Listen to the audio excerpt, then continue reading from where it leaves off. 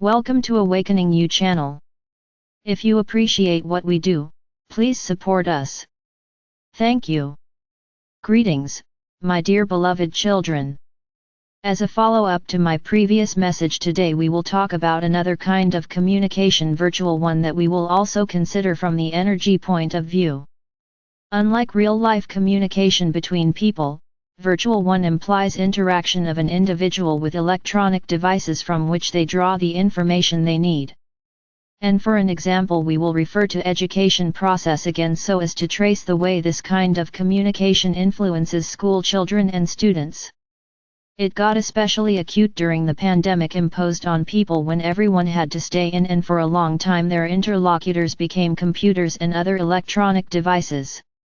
As you probably can guess, there can be no energy exchange between a human being and a soulless machine, but, yet, there are some nuances and peculiarities here, too.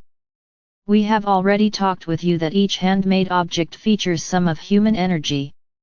So, an individual who feels energies keenly can feel this or that inanimate object's vibrations, be it a work of art or a common household thing.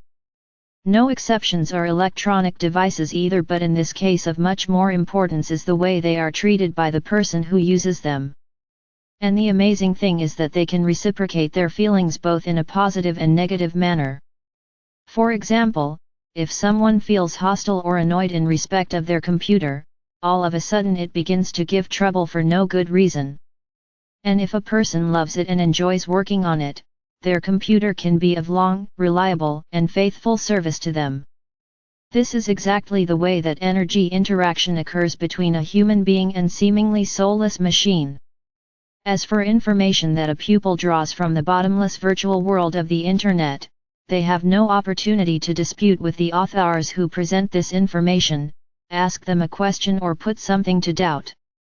They have nothing left but to take everything for gospel, which makes their inner world incredibly impoverished and deprives them of the experience of real-life communication. And even if one subconsciously feels the energy profile of this or that piece of information or its author, to be exact, one cannot influence it. One can just stop reading this author's articles and find another one who is closer to one in terms of vibrations. Well, many actually do just like this by intuition, but it happens in a more mature age. As for school children and students, they have to read the authors that are assigned by their curriculum, and it is impossible to dispute with them with the best will in the world. In fact, such a teaching method is not as harmless as it may seem at first sight. Not only it deprives pupils of a creative approach and ability to analyze and ground their opinion, it also leads to that they gradually become apathetic and indifferent to everything. And it happens because of them being aware that nothing depends on them personally.